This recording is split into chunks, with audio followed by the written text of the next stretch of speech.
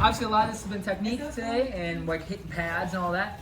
Though if you guys know me and you've been in my class, you know how important I value physical conditioning. Again, this comes from my time training with my Muay Thai coach back in Chicago. His name was, he's still got a gym out there. His name's Sonny Ross. I owe so much to him. He was such an influential guy, very young in my life. But he used to put me through absolute conditioning hell.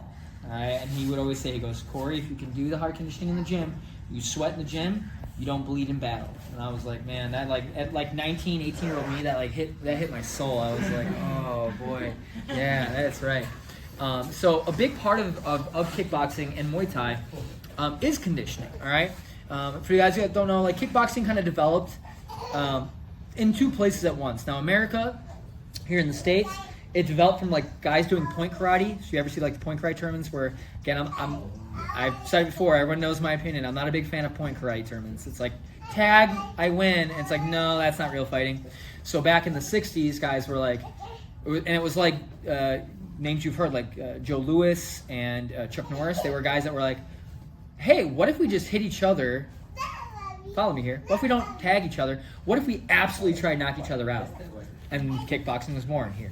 Now, overseas, so over in Japan and later on in Holland, and the UK for that matter, they found Muay Thai. Okay, so like there's a lot of, and you can see these really old videos. They're on YouTube. You can video them. Like Japan sent their best, greatest karate masters to Thailand, and they all got destroyed. And then China sent all their greatest kung fu masters, and they all got destroyed. And then America sent all their great kickboxing champions, and wouldn't you know it again, they all got destroyed.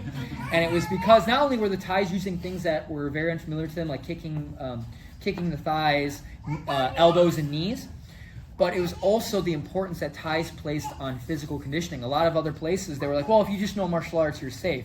And the Thais were like, no, you have to like make your body a weapon. Your body has to be a weapon. Your lungs, your heart, everything has to be together.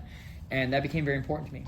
So if you've been in my class, what I want to finish up with today is I want to finish up with some fun core conditioning. Now, my fun is very subjective, so you guys might not find it to be fun. But I think it's fun.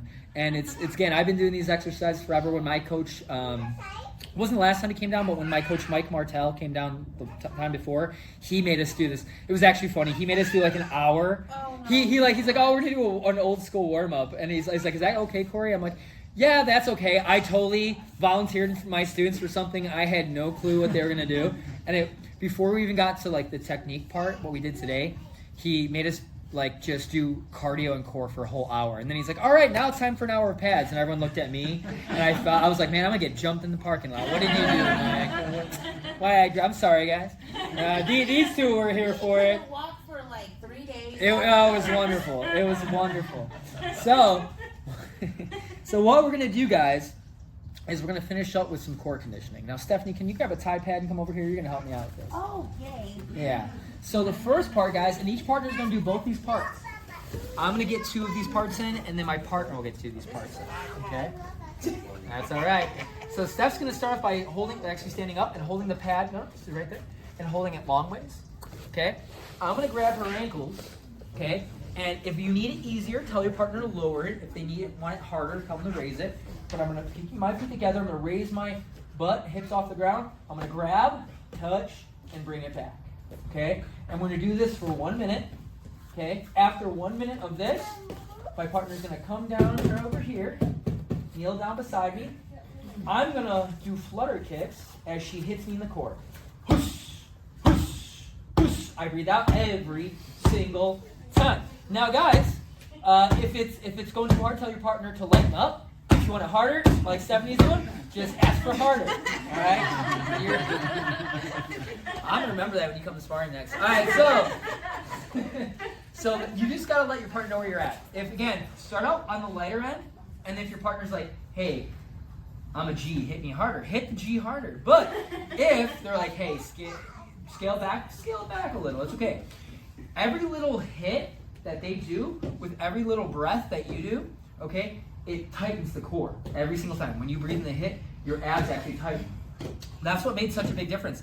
They would hit ties in the body, like again, Americans, the Japanese, the Dutch, they would all hit the ties in the body, and the ties wouldn't react.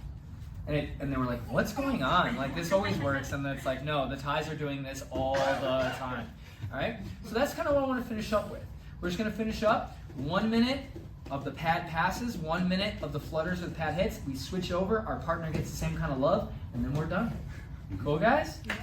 All right. Figure out who wants to go first. Who wants to enjoy? Who wants to enjoy this lovely, lovely moment? 3, 2, 1, and we are done.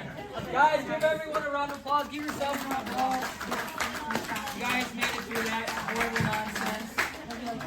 And a bunch of pad work. And you guys are great. Again, guys, I love kickboxing. I love Muay Thai.